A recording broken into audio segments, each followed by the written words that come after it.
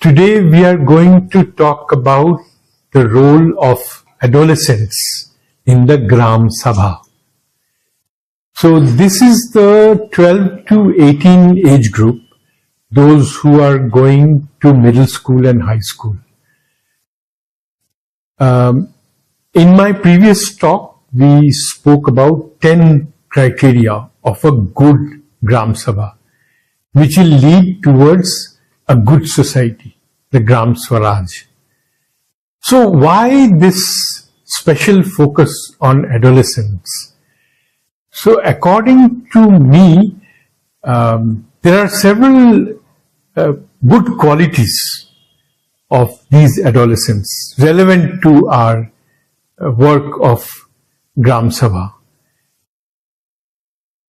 Before that, let me tell you that what I'm going to talk about today is linked to the work which I did with adolescent group in some villages of West Bengal, and we used to call this group Kishore Kishori Bahini, or KKB in short, meaning troops of young boys and girls.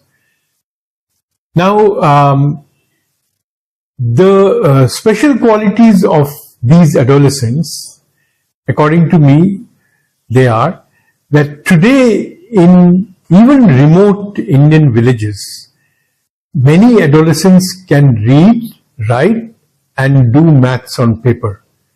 Now this is very important for the work of Gram Sabha, and many adults of the village are not able to do these things. So this ability to read, write and do maths is going to be very useful for Gram Sabha work, which we will describe now. The second quality is that because these adolescents have attended school for short or long duration, they have some sense of the wider society outside their village, about their state, about their country, about the world, and they also have an idea about the other ways of living, other ways of doing things, other cultures, which is very important. And above and all this, nowadays in the school textbook, they are also learning about climate and other planetary crises.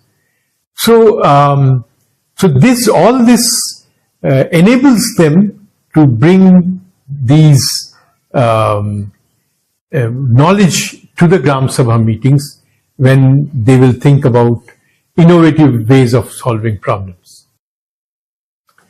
The third thing is that by the age of 12 or 13, the adolescents start having some concrete ideas about good, bad, about proper and improper things, about what to do, what not to do. And this we will see is very important for the work of Gram Sabha. Related to the above is that in this age group, there is a tendency to revolt, to not listen to adults. Now this is extremely important, because any society accumulates a lot of garbage. So a lot of iniquity, lot of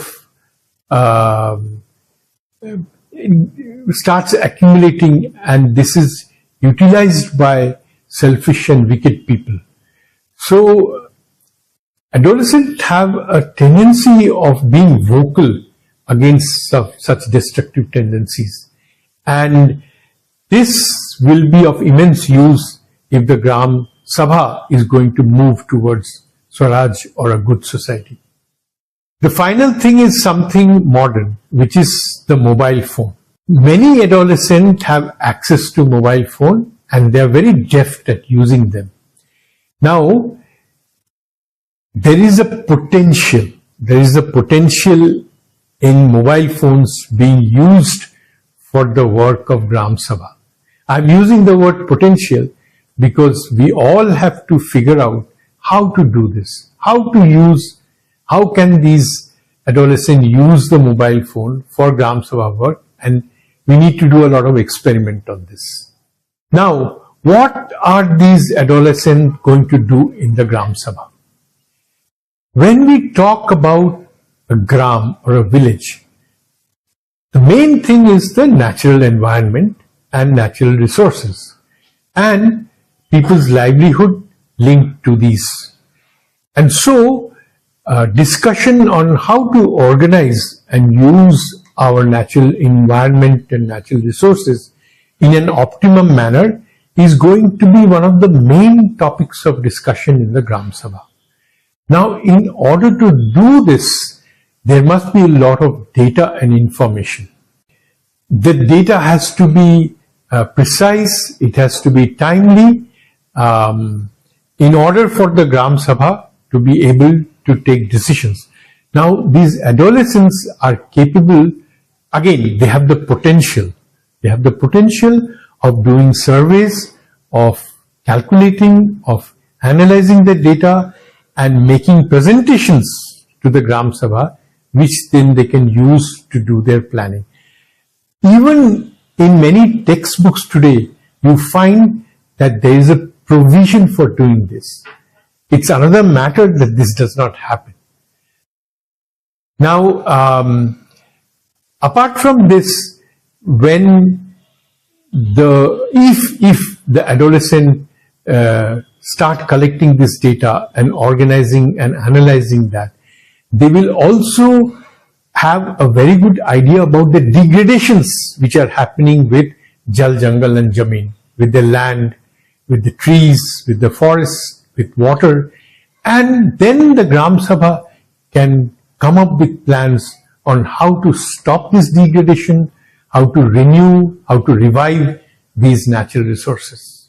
Now, this was about the ecology and economy of the village. The next broad head is the social sphere. By this we mean the demography, the housing, the infrastructure like roads, electricity, water, education, health, and so on and so forth. Now, here also, to do proper planning, which the Gram Sabha has to do, it again requires a lot of precise information, and similar to the natural resources, the adolescent can collect this information, organize it, make presentation, make pictures, and so on and so forth. But it is interesting that when they start doing it both with natural resources, but more with the social sphere, then also all kinds of inequities and injustices will appear. And here the adolescents have also to become smart on how to present this data along with these inequities and injustices to the Gram Sabha, so that it leads to positive action.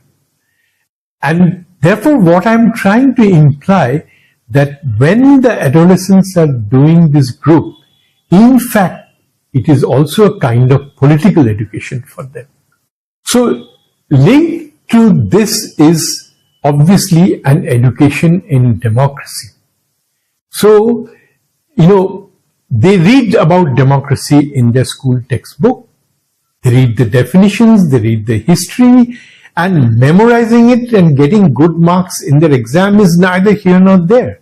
But if the adolescents are participating in Gram Sabhas with all this data information and participating in the debates and discussion, that is real political education and real education in democracy.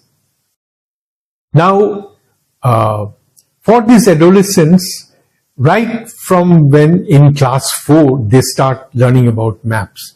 So by the time they are in 13, 14 years, they have some idea about maps, although no one is making a village map, right? But again, in the textbook nowadays, there is some provisions of making local maps. Again, there is a potential. So, whatever economic, ecological, social data that the adolescents are collecting, they can put them in various kinds of maps: ecological maps, geographic maps, historical maps, social maps, and these maps are kind of pictorial.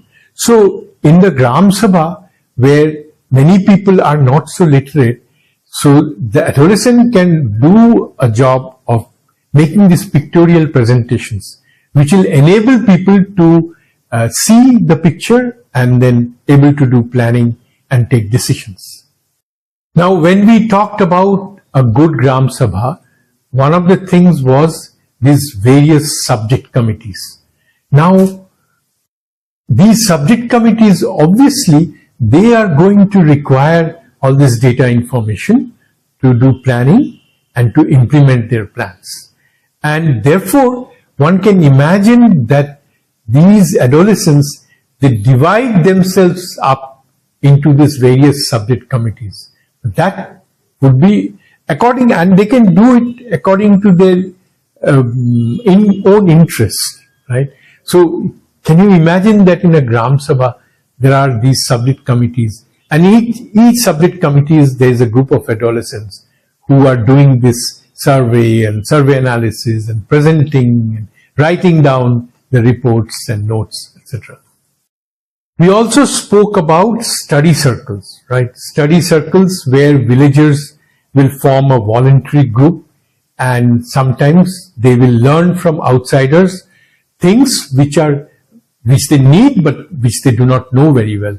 Now you can imagine that these adolescents also are participating in these study circles, and they can enliven these study circles by asking many questions, and also remember they are literate, so they have some advantages. So here is again where adolescents can play a very crucial role in enlivening these Gram Sabhas. One of the things that we were talking about that the Gram Sabha has to do on a continuous basis is discuss and deliberate on what is a good society. Now imagine adolescents. It is in a sense their future that we are talking about. So whenever there is a discussion on what is a good society, what shall we do, what we should not do, and remember, these adolescents are now aware through their textbooks about climate and other environmental and human crises. So it's as if whenever this discussion and deliberations on good society is taking place, it is almost imperative that the adolescents participate in those discussions. Finally, when we were talking about a good Gram Sabha, we were talking about how singing, dancing and food will make this Gram Sabha very lively. And as I was saying, that no culture is static. New things come up. Here you can imagine the adolescents, by learning various kinds of performing arts and new forms, they can bring this to the Gram Sabha. So adolescents will learn the traditional songs and dances also, and they will bring in many new things, and that will also really liven up the Gram Sabha meetings. So finally, I would like to end by saying that it is obvious that the Gram Sabha is going to gain a lot by participation of these adolescents.